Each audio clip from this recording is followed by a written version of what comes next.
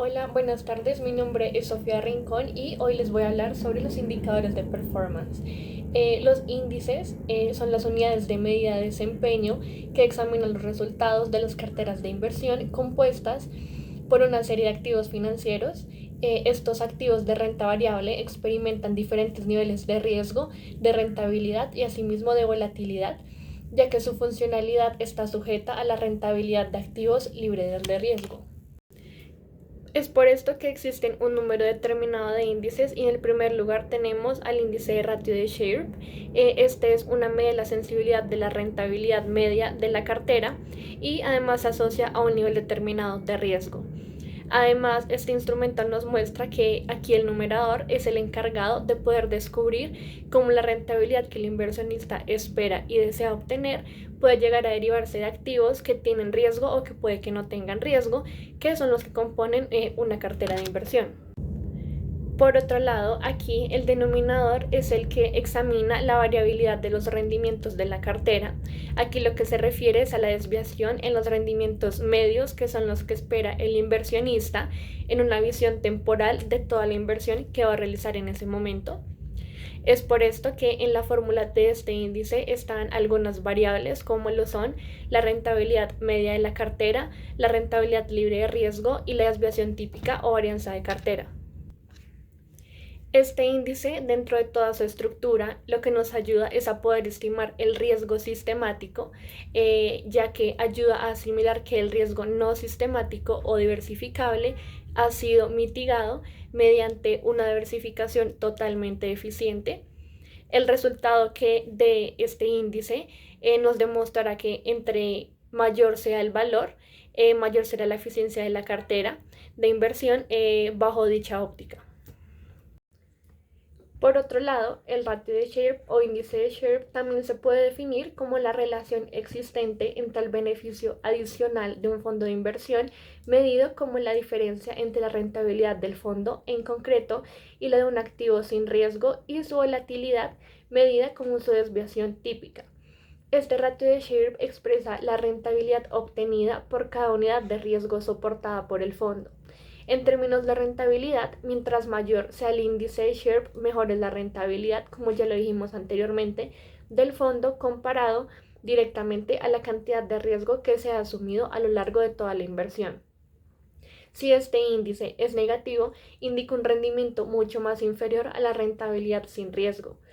Todos los resultados de este índice inferior a 1 significan que el rendimiento del activo es inferior al riesgo que estamos asumiendo al lograr invertir en un activo determinado. En segundo lugar, tenemos el índice de Treynor. Este índice evalúa cómo los rendimientos de la cartera de activos derivan su desempeño del riesgo sistemático al que se expone la realización de la inversión. Es por esto que la unidad de medida que nos puede ayudar a relacionar la rentabilidad de la cartera de inversión con el riesgo va a ser el coeficiente beta, el cual es un coeficiente que pertenece a la fórmula de este índice en el momento en que pretendemos calcularlo. Por lo tanto, este indicador nos demuestra cómo la sensibilidad de la rentabilidad de la cartera descontada la rentabilidad libre de riesgo se logra relacionar también con la volatilidad de los activos que la componen por una unidad determinada de tiempo. Todo esto nos quiere decir que el coeficiente beta nos ayudará a poder medir el valor de la volatilidad que tiene la cartera de acuerdo a los cambios del índice de referencia que hay en el mercado o benchmark, que es un término que será explicado más adelante. Dentro de la fórmula para poder hallar este índice se encuentra la rentabilidad libre de riesgo, la rentabilidad media de la cartera y el beta de la cartera, que fue el índice que ya explicamos anteriormente, que es un coeficiente que pertenece a esta fórmula para poder calcular el índice de Treynor. Este índice tiene como elemento fundamental el riesgo sistemático al que se expone la cartera de inversión. Es por esto que este índice toma como elemento fundamental el riesgo sistemático al que se expone toda la cartera de inversión.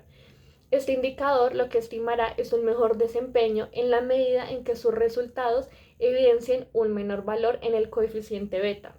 Entre mayor sea el valor del todo el resultado total, mayor será la eficiencia de la cartera de inversión, igual que en el índice de Sharpe, que fue el explicado anteriormente. Es por tanto el índice de Treynor un ratio que nos ayuda a poder medir el exceso de rentabilidad, que se define como la diferencia entre la rentabilidad media de la cartera y la tasa libre de riesgo, ganado por unidad de riesgo sistemático, es decir, beta. El riesgo sistemático es aquel riesgo que afecta al mercado en su totalidad y este está medido por beta. En cambio, el riesgo no sistemático es aquel riesgo que afecta al valor o acción en cuestión de este caso.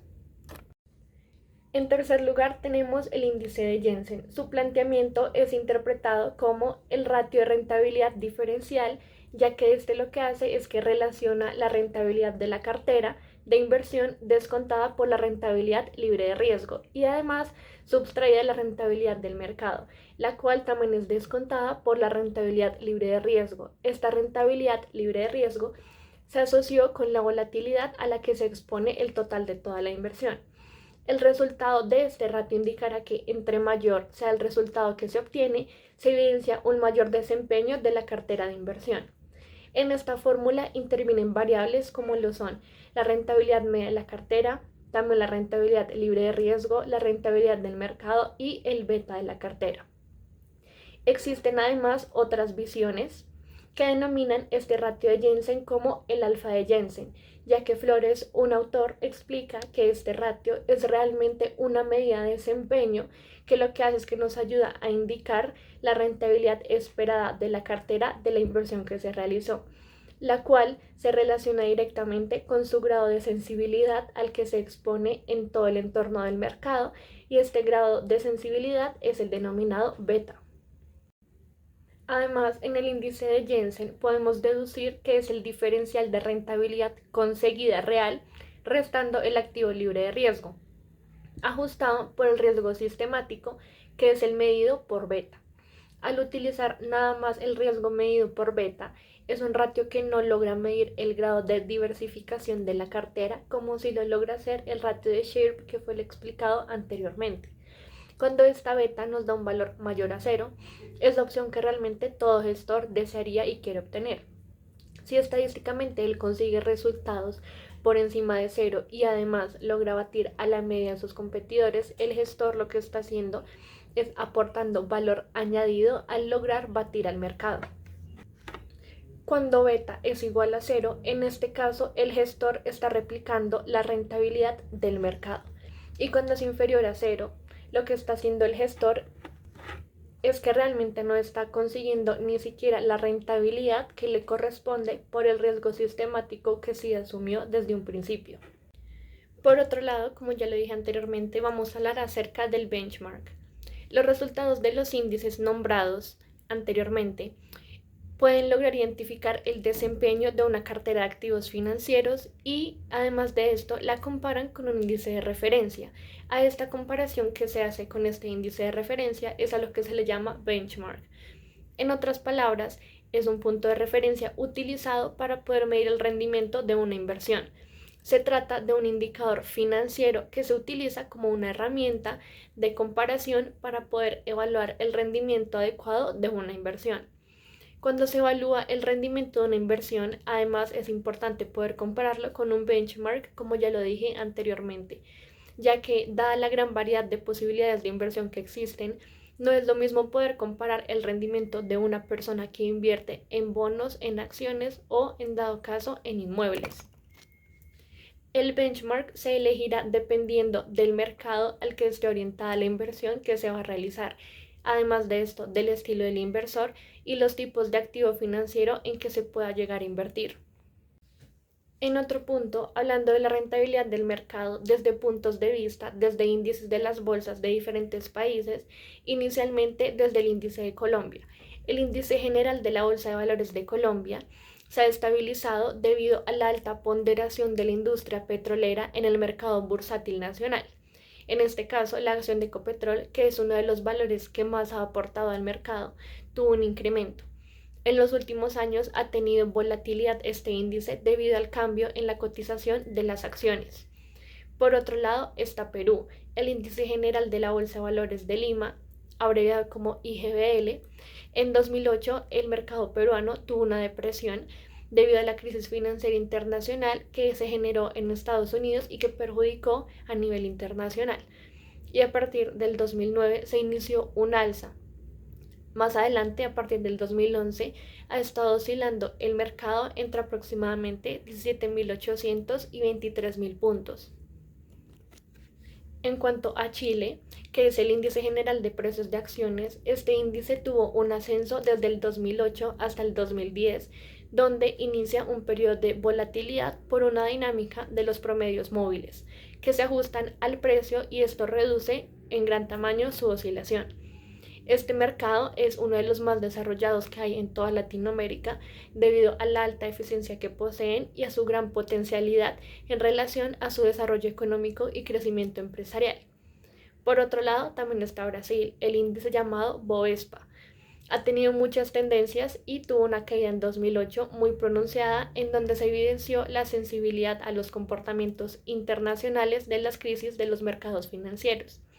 El mercado logró estabilizarse entre aproximadamente 2010 y 2012 con un comportamiento hacia la baja con el fin de poder corregir la tendencia y encontrar un soporte más fuerte en los 50.000 puntos.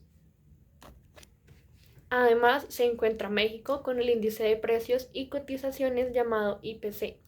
Este mercado tuvo valoraciones continuas desde la crisis financiera internacional en 2008.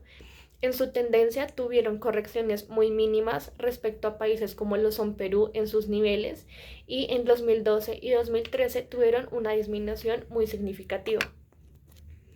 Finalmente, hablando del MILA, que es el índice que tiene como fin poder realizar la medición del desempeño del MILA en términos de las bolsas de Colombia, Chile y Perú, en 2001, que fue cuando se creó, tuvo una tendencia alcista cuando se creó y solamente se afectó en 2008 por la crisis financiera internacional.